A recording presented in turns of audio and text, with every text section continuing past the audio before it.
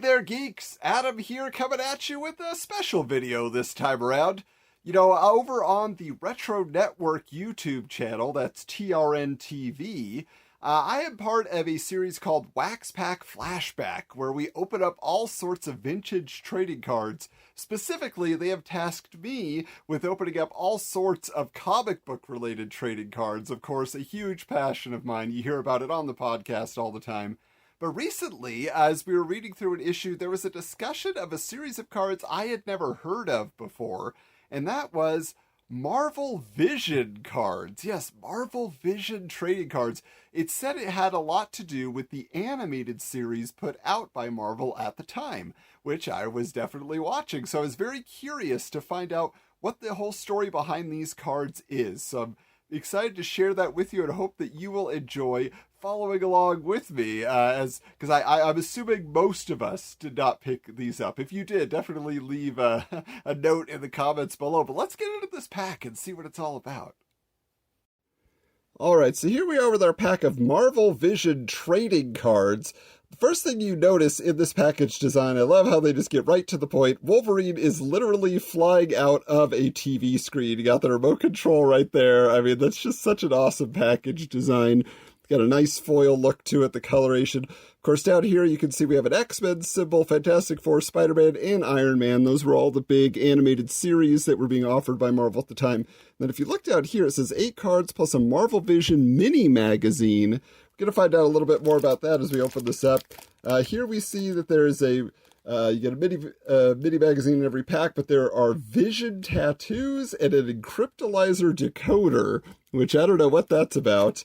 These came out in 1996, and then also here, free comic. Get a free 3-issue subscription to exciting new comics, The Adventures of Spider-Man or The Adventures of the X-Men, based on their hit TV shows.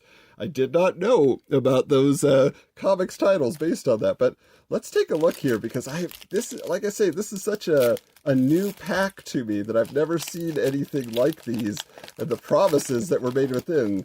So let's take a look. All right. Wow. So look at this just right off the bat. I don't know if you can see that this is like an embossed card. What do they call that? You know, it's like you can see the stamping there. So you get Storm, you get basically the information you need. Her name is Aurora Monroe. Her code name is Storm. They're keeping it pretty simple here by comparison. It says on the books that Storm has been the leader of the X-Men. Oh, well, there you go. And then look at this exam thing. What is the code name of Cyclops' spacefaring father? Well, I know that, but apparently it's, you see like there, you remember the old Transformers back in the box? You could see their power rating. So apparently you have to have a decoder. Let's see if we get one of those later.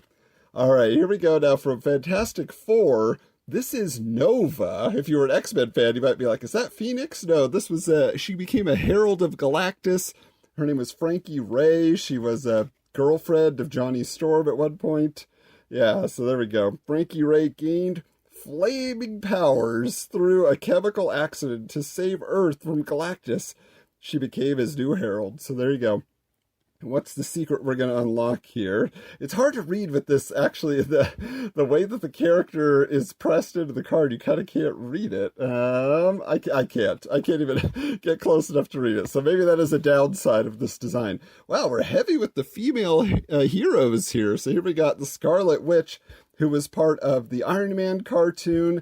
At this time, she was on the Force Works team, and actually that book had just been canceled. But yeah, so we know all about the Scarlet Witch these days, but this was her look back then. Now we get a villain finally. So interesting that the Beetle was an Iron Man villain. I remember him a lot on Spider-Man cartoons. But yeah, there he is. Let's find out a little bit more about the Beetle if we can read this. Now, it's too small, and it's too, like, look, it blends into that coloring there. This is so hard. But over here, the mental metal test. What is Jim Rhodes' job at Stark Enterprises? Again, we need a decoder to figure that out. All right, get back to the X-Men, though. We get a Nightcrawler card. He was actually one of my favorite characters in, like, kindergarten, first grade, because the first comic I ever bought was a Marvel Tales issue where Nightcrawler and Spider-Man teamed up. So he was just one of those few superheroes. I was like, oh, look at him. All right, here's our exam. Which X-Man was brainwashed to become the Black Queen? Well, I know that one. I don't need the decoder. That was none other than Jean Grey. Yeah, she's had a lot of different personas. Hey, the Rhino. There he is. If you love Paul Giamatti, you know the Rhino. Still wish we would have gotten that. If we ever get that new Andrew Garfield movie, I want the Rhino in it. Paul Giamatti reprising his role. But here we go. A web zinger. Who sent Rhino to steal a rare space material? So I think they're talking about on the cartoon series, because that was part of when Spider-Man got the black costume. He actually managed to really take out the Rhino because he was overpowered at that point. Oh, another Spidey villain, the Scorpion, Matt Gargan. All right, and what's our web zinger here? Who hired Matt Gargan to become the Scorpion? Well, that was none other than Jolly J. Jonah Jameson. Yep, Peter Parker's boss. All right, last one here is Bishop. And yeah, so he's one of those hot X-Men of the 90s. He was big on the cartoon series as well when he showed up. What X-Men does Bishop believe to be a traitor? Oh, I know this one. It's Gambit Petite. Yep. All right, now here we have our mini magazine. Oh, I'm so excited to see this. What is in here? Okay, so welcome to Marvel Vision.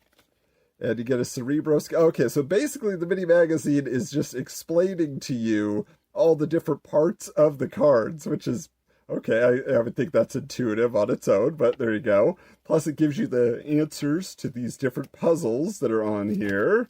Okay, so real name, mutant powers, and tough enough to pass the Marvel Vision test? Every Marvel Vision card has a Marvel trivia question and coded answer. On the Spider-Man cards, the question's called a web zinger. On the X-Men cards, it's named an exam. On the Fantastic Four cards, it's for your information. And the Iron Man questions are called mental metal test. So the only way to read the coded answers is with the special Encryptolizer decoder. It's not easy to get an Encryptolizer, though, because there's not one in every pack.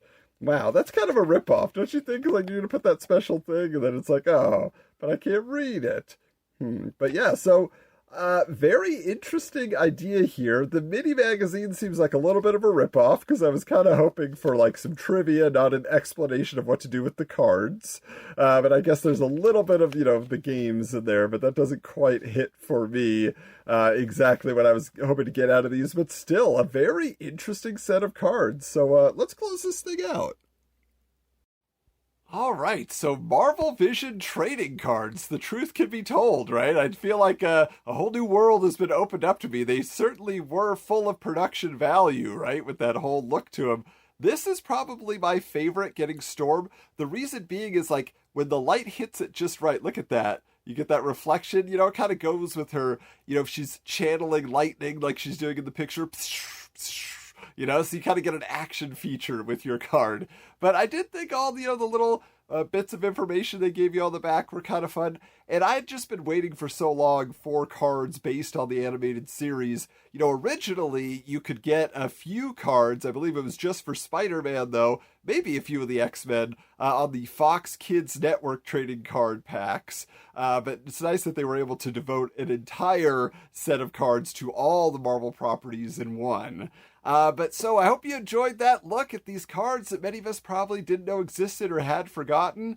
But if you want to see me open up more vintage trading card packs, including like a vintage Marvel Universe Series 1 pack of cards, DC Cosmic cards, Spawn trading cards. I mean, there's so many different cards that we've opened up over the many, many episodes this year since I've joined the Wax Pack Flashback team. I highly recommend that you head on over, go to TRN TV. Just wanted to get you over there because I'm having so much fun opening up these 90s comic book trading cards, and I think you'll enjoy them too. All right, well, until next time, keep your books bagged and boarded.